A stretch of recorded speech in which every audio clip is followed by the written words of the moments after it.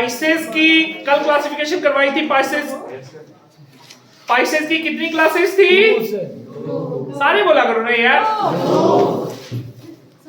Pisces की कितनी classes थी? कौन कौन सी?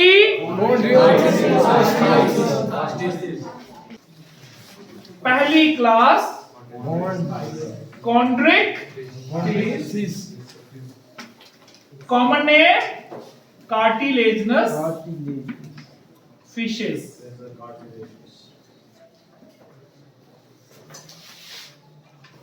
इस बार आ रहा है पेपरों में ही? No sir. अक्सर हमारे स्टूडेंट्स नोट्स बनाते हैं और नोट्स में यूजलेस चीजें लिखते रहते हैं। कॉन्ट्रिक फिश का आपने जब नोट्स बनाने हैं सबसे पहले क्या लिखना है? Common name. क्या है common name? Cartilaginous endoskeleton fishes बच्चे। Cartilaginous fishes.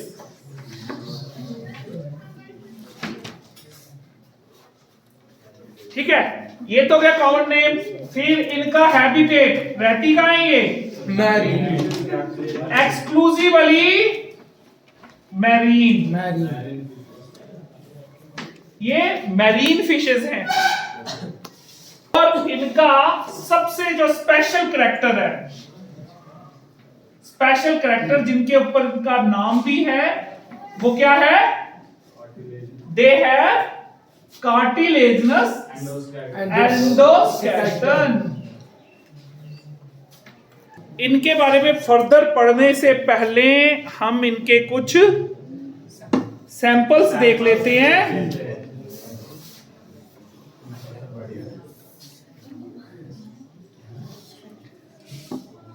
अब काफी पुराने हो गए, उतने अच्छे देखने को नहीं लग रहे हैं, लेकिन फिर भी थोड़ा बहुत आपको दिखाई देंगे।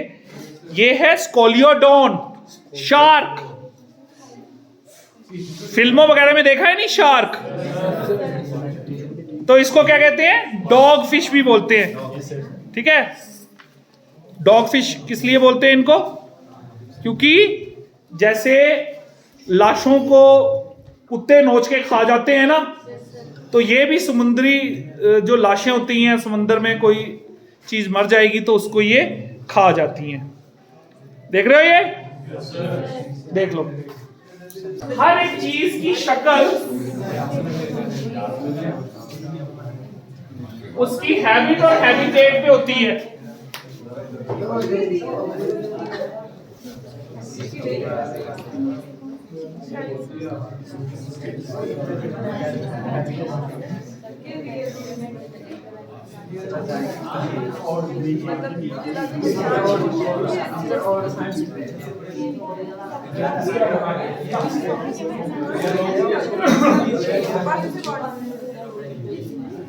अब जब ये सरफेस पे चलती है तो उसका ये वाला फिन सरफेस से ऊपर होता है, और जब ये फिन नजर आता है तैरने वालों को तो उनकी जान वहीं पे निकल जाती है।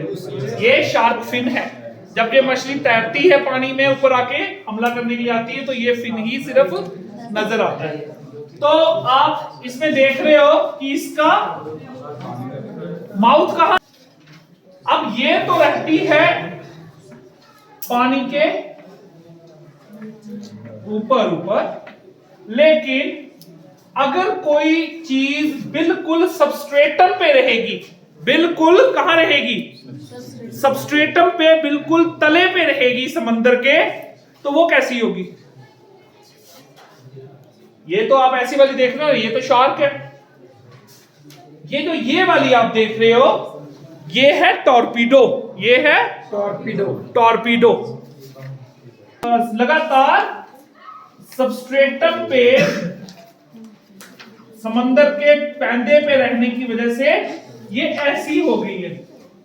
आंखें इसकी इस जगह आ गई हैं, और ये देखो ऐसी ही दिखाई दे रही है आपको ये वाली। देख लो, तुम भी देख लो। अब देखो इसमें क्या है, इसमें जो इसके गिल स्लिट्स हैं वो नीचे हैं, गिल स्लिट्स नीचे हैं, माउथ भी नीचे है, और देख लो इसका एनएस भी नजर आ रहा है और टेल सारी की सारी एनएस के पीछे है। देख लो वो वाला सैम वापिस भी तो आया। ये भी टॉर्पीडो के जैसी ही है लेकिन ये उससे थोड़ी सी डिफरेंट है। ये है स्टिंगरे। स्टिंगरे में क्या है कि उसकी इस जगह एक स्टिंग है। अगर आप ध्यान से देखोगे तो इस जगह स्टिंग है, इसकी टेल के ऊपर एक स्टिंग है। इसमें भी देखो गिल स्लिट्स वगैरह माउथ वगैरह सब कुछ नीचे है। लगातार सबस्ट्रेटम पे पैंदे पे रहने पे की वजह से ये डोर्सोवेंट्रली फ्लैटेंड हो गई हैं। तो अब आगे बढ़े, देख लिए सैंपल सबने, अब आगे बढ़े। इनको बाद में भी देखते रहना, ये मैं आपके पास ही छोड़ जाऊंगा। अब इसकी बात करें तो माउथ इज लोकेटेड वेंट्रली। तो ये जो आपको स्टिंग रे और टॉर्पीडो मैंने दिखाई है, इसमें माउथ कहां है इसका? इसमें भी माउथ इसका वेंट्रल है और इसमें भी माउथ क्या है? आगे लंबा सा स्नाउट है और माउथ इस तरफ है। अब जिसका मुंह वेंट्रल होगा तो वो कैसे खाएगी? वो सीधे जाके थोड़ी खाएगी। आप ध्यान देना, कभी देखो फिल्में शिल्में देखते हो ना ये चीजें, आप अपनी मतलब की चीजें उसमें देखते रहा करो। तो वो कैसे अटैक करेगी? वो ऐसे साइड से जाके खाएगी, वो ऐसे सीधे जाके नहीं खाएगी किसी को, वो साइड से ऐसे जाके, क्योंकि उसका माउथ वेंट्रल है। तीसरा कैरेक्टर क्या है? Mouth is ventral. Mouth is ventral. अब इसमें वो वाला कैरेक्टर तो होगा क्योंकि वो तो वर्टिब्रेट सब में कॉमन है। Notochord is persistent throughout the life. Gill slits are separate. बनाए थे ना मैंने, गिल स्लिट ऐसे बनाए थे। अब देख लो इसमें टॉर्पीडो में आप वो दिखाओ सैंपल, उसके बीच में देख लो, शार्क के बीच में। शार्क वापिस लाओ भाई। अब उतना अच्छा सैंपल नहीं है ये, लेकिन फिर भी इसमें भी आप माउथ वेंट्रल देख रहे हो और साइडों पे आपको इस तरीके से गिल स्लिट्स नजर आ रहे हैं। ये एक बहुत बड़ा डिफरेंस है बोनी फिशेस में और इसमें, कि इसमें गिल स्लिट्स ओपन है और जो बोनी फिशेस होती हैं उनके ऊपर ओपर्क्यूलम होता है। होता है नहीं, मछली के ऐसे होता नहीं।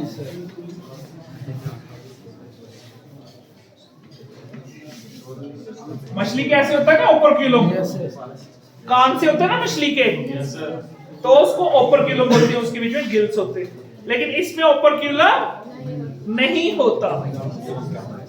स्किन इसकी टफ होती है और इसकी स्किन पे एक कैरेक्टरिस्टिक प्लेकॉइड स्केल होते हैं, ऐसे स्केल।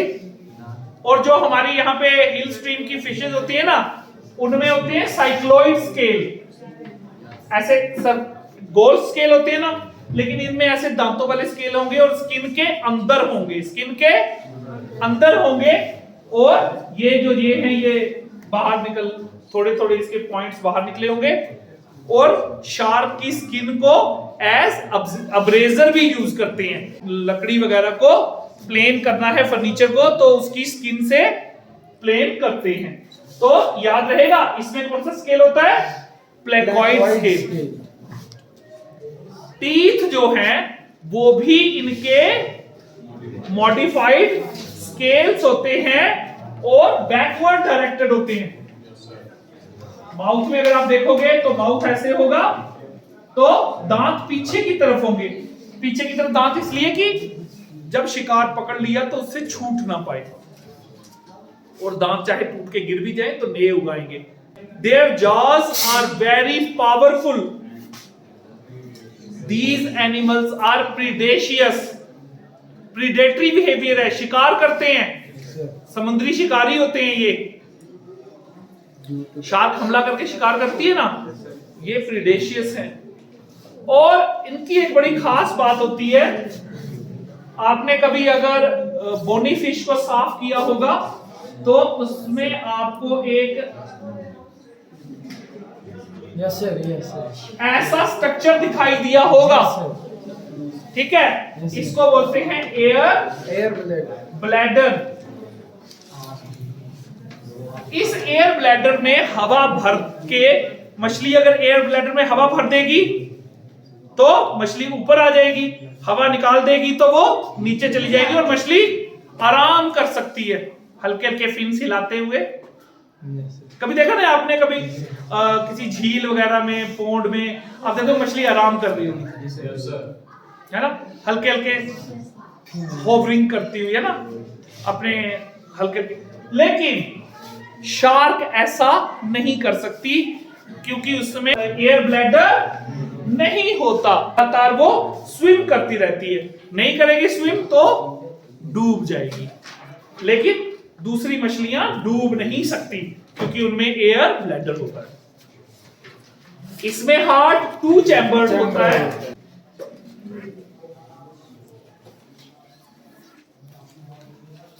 ठीक है, तो 2 चैम्बर्ड है जिनमें एक ऑरिकल और एक वेंट्रिकल। इन फिशेस में बहुत सारे स्पेशल कैरेक्टर होते हैं। इलेक्ट्रिक फिशेस का नाम सुना है? ठीक है, तो इनमें क्या है कि इनमें स्पेशलाइज्ड मसल्स होते हैं जो कि बिजली प्रोड्यूस कर सकते हैं, बिजली का झटका दे सकते हैं। ठीक है, तो इलेक्ट्रिक आर्गन किसमें होता है? टॉर्पीडो में। वो भी सैंपल यहां पे है हमारे पास। टॉर्पीडो में इलेक्ट्रिक आर्गन होता है। कुछ में पॉइजनस स्टिंग होती है, जैसे स्टिंग रे में। ठीक है, और ये क्या है? ये टर्म आप पहली बार सुन रहे हो। These are cold blooded. Cold blooded का मतलब ये नहीं है कि उनका खून गर्म नहीं होता। मूवमेंट से, अब देखो आपने यहां पे अक्सर छिपकलियों को धूप सेकते देखा होगा। वो क्यों धूप सेकती है? अपना बॉडी टेम्परेचर रेगुलेट नहीं कर सकती। हमें गर्मी लगती है, हमारे शरीर से पसीना निकलता है और हमारा शरीर ठंडा होने लग पड़ता है। हमें बहुत सर्दी लगती है, हम सिकुड़ के बैठते हैं, हमें शिवरिंग होती है, तो हमारे में थोड़ी सी गर्माहट फील होती है। तो हमारा खून जरूरत के हिसाब से ठंडा या गर्म हो सकता है, लेकिन इन ऑर्गेनिज्म का खून जरूरत के हिसाब से ठंडा या गर्म नहीं हो सकता। इसीलिए इनको कोल्ड ब्लडेड बोलते हैं। यहां पे बाहर धूप में छिपकली धूप सेक रही है, हो सकता है उसका खून हमारे खून से भी ज्यादा गर्म हो। खून गर्म वो करेंगी, लेकिन अपनी बॉडी के सिस्टम से नहीं, एनवायरमेंट से हीट लेके। जैसे वो धूप सेक के, आपने अक्सर देखा होगा तितलियों को, आपने बहुत बार धूप सेकते देखा होगा, बहुत बार आपने छिपकलियों को, सांपों को धूप सेकते देखा होगा। तो ये सारे धूप सेक के अपने आप को गर्म करते हैं। तो इसको बोलते हैं कोल्ड ब्लडेड या पोइकिलोथर्मस। ये टर्म याद रखना, ये बहुत बार पूछा जाता है। What do you mean by poikilothermus? तो poikilothermus are the organism which cannot regulate their blood temperature. जो बॉडी टेम्परेचर को रेगुलेट नहीं कर सकते उनको कोल्ड ब्लडेड बोलते हैं।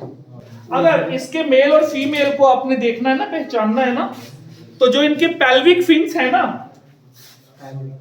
पेल्विक फिन्स हैं, पेल्विक फिन्स में अगर क्लैस्पर्स हैं, स्ट्रक्चर रॉड लाइक स्ट्रक्चर होगा, तो उनको कहते हैं क्लैस्पर्स, जो कि उनकी रिप्रोडक्शन में हेल्प करता है। और ये सिर्फ मेल्स में होगा। मेल्स में pelvic fin bear claspers, they have internal fertilization many of these are viviparous. Many of these are viviparous. जैसे ये स्टिंग रे वगैरह हैं, ये विविपैरस होती है. विविपैरस पता है ना? विवो का मतलब लाइव, और पैरस, विविपैरस जो अपने बच्चों को, जिंदा बच्चों को जन्म देते हैं, उनको बोलते हैं विविपैरस. और जो अंडे देते हैं उनको बोलते हैं ओविपैरस. एक और टर्म मैंने आपको बताई थी, ओवो विविपैरस. उसमें क्या बताया था मैंने? देते तो वो अंडे हैं, लेकिन वो अंडे प्रिजर्व रहते हैं बॉडी के बीच में और बाहर जिंदा बच्चे ही निकलते हैं, लेकिन उनमें प्लेसेंटा नहीं होता. तो example, Scoliodon dogfish, priestess sawfish, Carcharodon great white shark और ट्राइगॉन स्टिंग रे. समझ में आया?